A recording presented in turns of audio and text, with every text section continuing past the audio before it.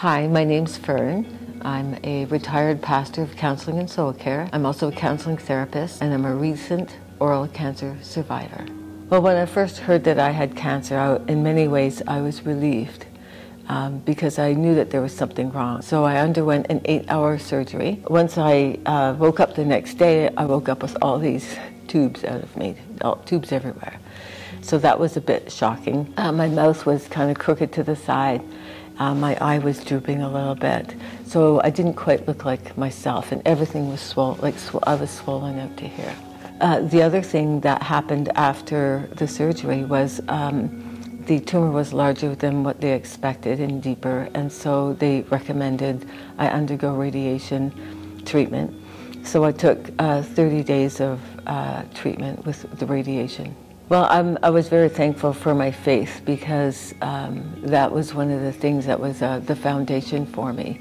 I knew that God was with me through it. I knew that I wasn't alone and that I could rely on Him for giving me wisdom and insight and a lot of peace. And there was one time where I had a very, very hard time breathing.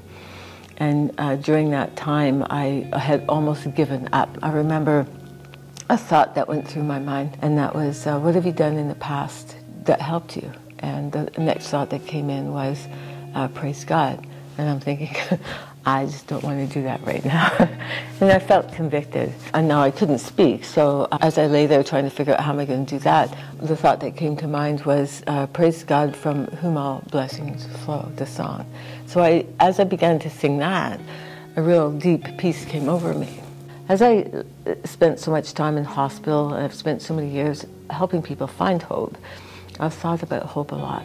There's 3 kinds of hope that we tend to reach for. The first would be the kind of hope that is more of a wish. You know, I hope tomorrow's going to be a nice day.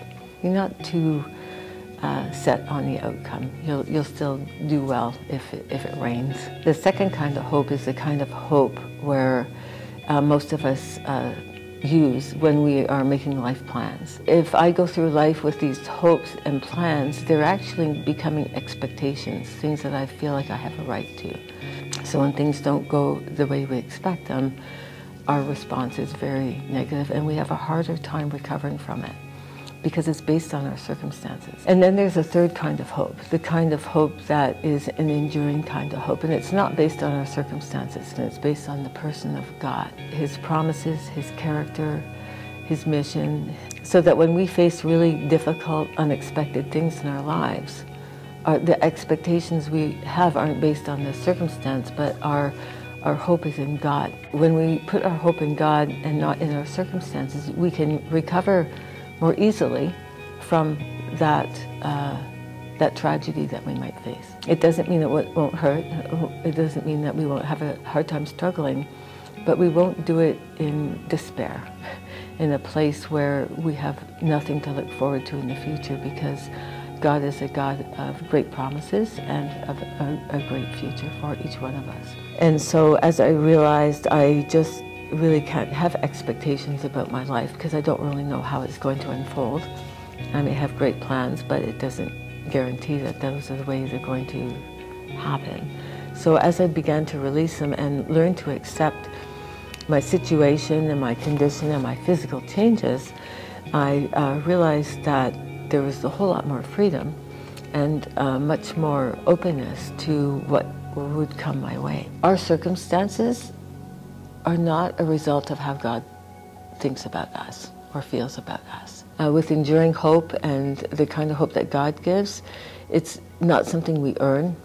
It's something that that is given freely to us as a gift. We just have to open our hands and receive it. It is that place of finding enduring hope where everything shifts and changes.